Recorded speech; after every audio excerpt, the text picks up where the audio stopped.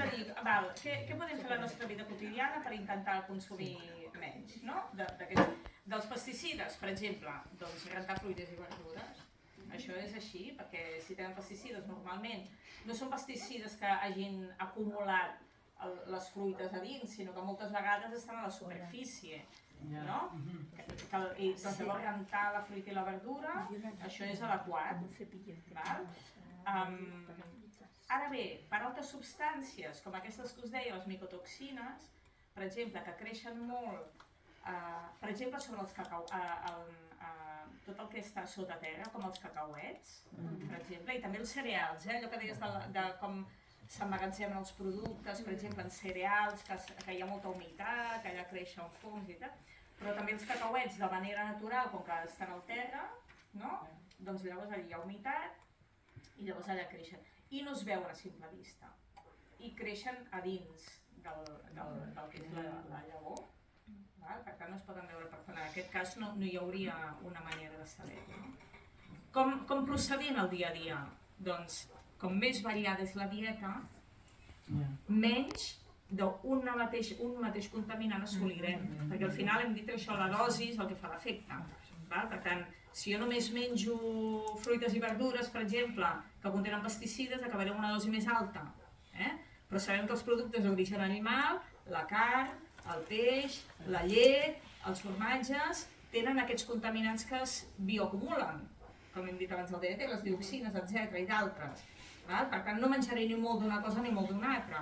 Què serà l'ideal? A veure, si es pot menjar ecològic sempre, doncs et redueixes tota la quantitat de pesticides, però si no, menjar poquet de tot i la manera com es cuina.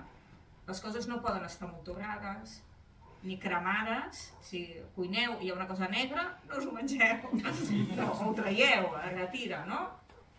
Y por ejemplo, una cosa cultivado y el pescado cultivado o pescado, digamos, en Atlántico y... Sí,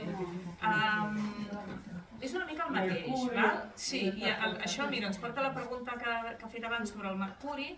El mercuri és un altre, com el crom, és d'origen natural, ho tenim tots clar, no és un element de la taula periòdica, diguem. El mercuri també. Què passa amb això? Què hem fet els humans? L'hem canviat de lloc i l'hem concentrat. Per tant, amb la mineria el que fa és s'agafa aquests metalls i en aquest cas també del crom es transformen en una forma que és més tòxica.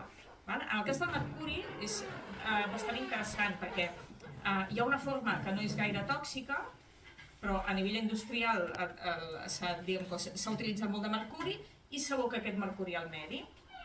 Hi ha unes bactèries, uns microorganismes que transformen la forma no gaire tòxica del mercuri, diguem, tot el mercuri és tòxic, però una forma que no és tan tòxica, la transformen en una forma extremadament tòxica, que es diu metilmercuri. Això ho fan els microorganismes als sediments del mar.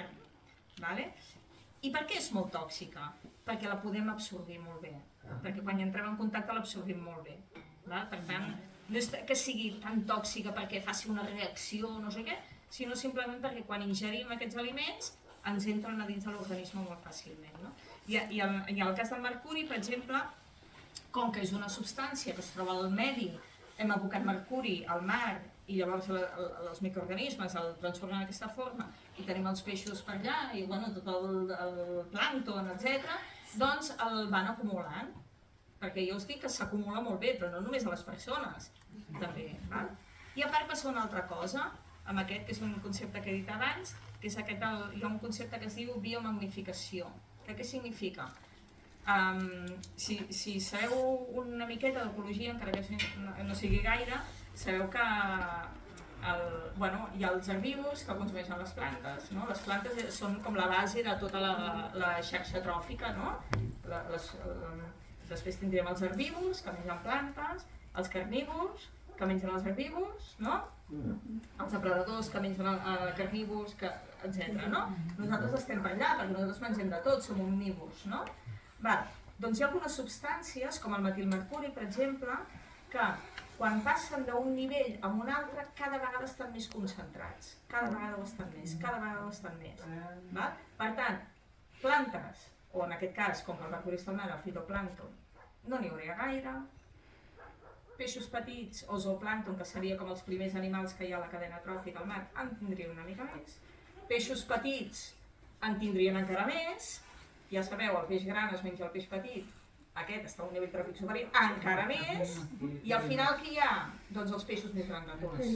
Hi ha la tonyina, hi ha el tauró, l'emperador, i El peix espasa també, sí, no? exacte, el peix espasa, l'emperador, i nosaltres, no? I nosaltres que estem a dalt de tot, que ens ho mengem tot. I llavors, i això passa tant en condicions naturals, clar, en piscifactories hauríem de veure quina alimentació els hi donen.